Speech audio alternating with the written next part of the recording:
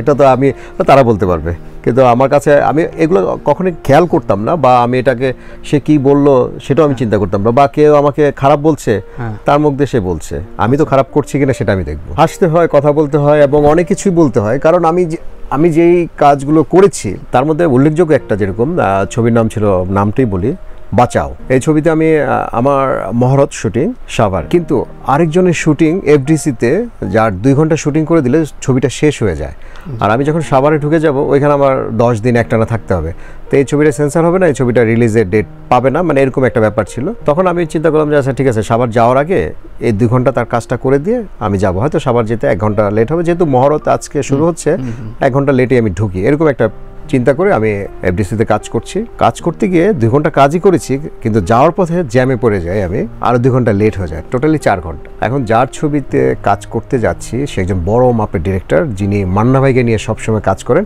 এই প্রথম ওই ছবিতে মান্না ভাইকে বাদ দিয়েছে, আমাকে নিয়েছে। তো আমি যেহেতু 4 ঘন্টা পরে গেছি, তখন তার আশেপাশের লোকগুলো বলল যে আপনাকে তো পাত্তাই দিচ্ছে না, যে উনি তো আরো বড় হিরো হয়ে গেছে, ওই সে এরও অনেক কথাবার্তা বলছে। তারপর যাওয়ার পরে আমি তার মুখটা খুব কালো দেখি।